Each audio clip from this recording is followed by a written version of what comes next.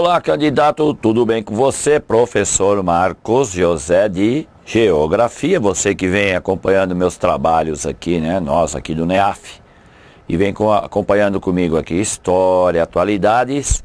Trago agora para você uma complementação na área de Geografia, com destaque para o Mercosul. Então, o Mercosul, Mercado Comum do Sul, a gente viu aqui também por bem realizar uma complementação para que você, candidato, fique mais bem espertinho aí com essa questão econômica que envolve nós aqui brasileiros e um grupo de vizinhos que temos aqui na América do Sul. Então está entrando aí para você o logo do Mercosul. O Mercosul, como é conhecido, é o Mercado Comum do Sul e a União Aduaneira. O que quer dizer isso, hein, Marcos? Bem, é o que está aí, olha, livre comércio, intrazona e política comercial comum de 5 países da América do Sul. Em sua formação original, o bloco era composto por Argentina, Brasil, Paraguai e Uruguai. Um destaque também que vale a pena lembrar você, candidato, é que o Mercosul é criado no início dos anos 90. Está dentro aí de uma lógica que nós chamamos de nova ordem mundial, né? Que é o neoliberalismo econômico, ou seja, traduzindo aí num jargão mais comum, é a globalização. É, a globalização. Nós temos lá no final dos anos 80 a queda do Muro de Berlim, o início dos anos 90, 91 para ser mais exato, a falência da União das Repúblicas Socialistas Soviéticas, e aí começa então uma nova ordem mundial que a gente chama de neoliberalismo econômico, que vai fazer com que vários países tentem derrubar as suas barreiras naturais de impostos, alfandegárias, para poder somar forças e competir num mundo cada vez mais competitivo, que é a palavra sinônimo de globalização também, a competição. Então o Mercosul está dentro desta lógica, ou falando aí no jargão de história, dentro do contexto. Legal? Em virtude da remoção de Fernando Lugo, que sofreu impeachment agora, né, em 2012, isso é importante que você, candidato, que também vai fazer uma prova de atualidades, lembre que o ex-presidente paraguaio Fernando Lugo, ele sofreu um impeachment em 2012.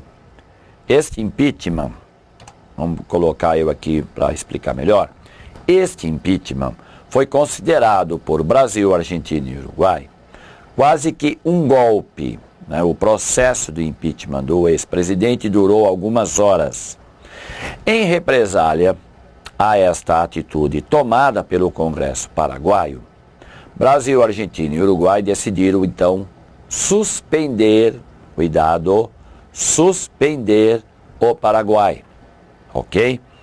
E o Paraguai não saiu do Mercosul, ele está suspenso. Muito bem.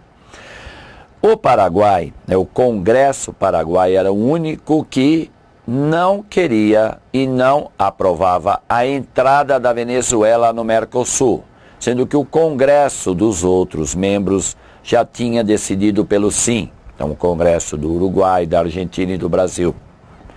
E você não pode achar isso estranho, que quem decide quem entre ou não, não é o executivo, é o legislativo. Bom, então, retomando, o Congresso Paraguai era contra. Como o Paraguai agora está suspenso, a Venezuela, entrou automaticamente, que é o que você está vendo aí. Ok? Então, ao suspender o Paraguai, a Venezuela entrou automaticamente. Outro destaque que eu quero mostrar aqui, dar para você, a respeito do Mercosul, é isso aqui, ó. Dia 17 de dezembro de 2007, Israel assinou o primeiro tratado de livre comércio com o bloco, e em 2 de agosto de 2010 foi a vez do Egito assinar também um tratado de livre comércio. Este tratado, candidato, também vem sendo trabalhado para que ocorra com a União Europeia, mas ele não avança.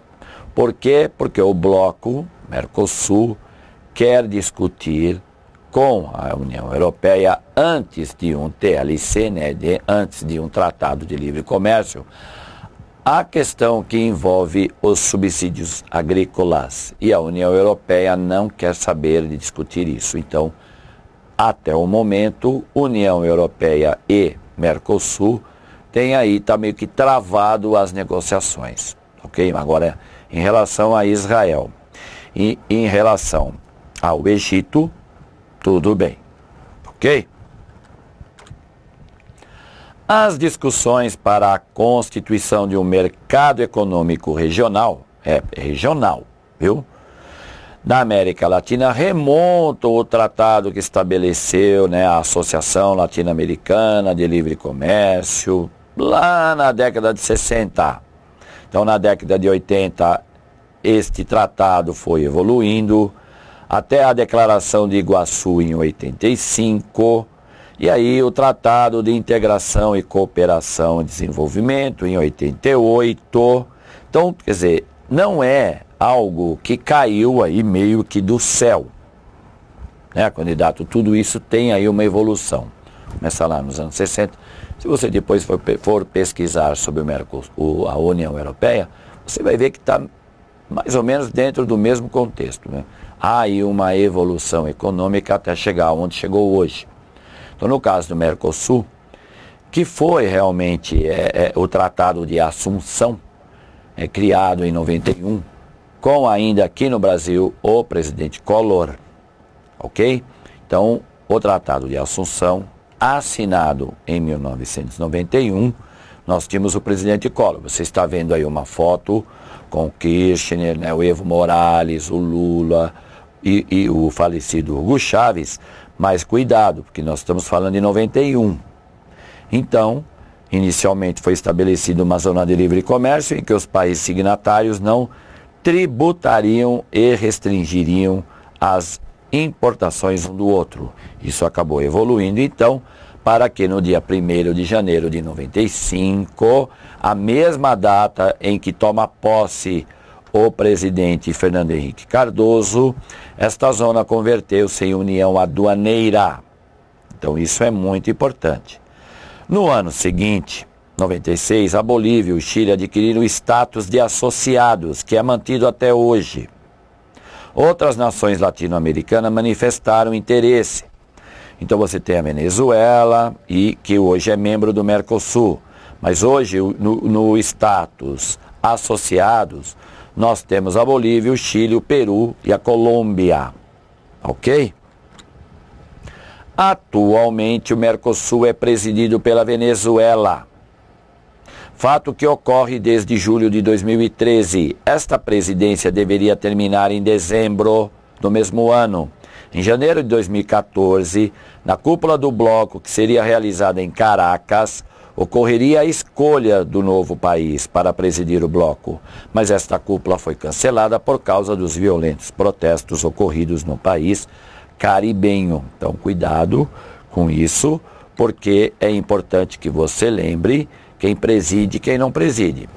Isso pode tanto cair como geografia, viu, candidato, em termos de economia brasileira, como pode cair como atualidades. Legal? Para a gente finalizar, então, essa aula, em março de 2014, o Congresso do Uruguai aprovou a entrada da Bolívia no bloco. Importante lembrar que a aprovação da entrada de um país no Mercosul só pode ser aprovada pelos legislativos dos respectivos membros e não pelo executivo. Para a concretização definitiva da Bolívia no Mercosul, ainda faltam as votações de Brasil, Argentina e Paraguai. A Venezuela já sinalizou a aprovação, ok? E esta observação que eu estou colocando aí por último é importante. O Paraguai continua suspenso no Mercosul, mas o atual presidente Horácio Cartes já deixou claro que pretende fazer com que o país volte ao Mercosul sem maiores traumas. Por que eu estou lembrando isso para você? Porque quando tomou posse o ano passado, o presidente paraguaio ainda batia na questão de que o Paraguai não aceitava a entrada da Venezuela no Mercosul.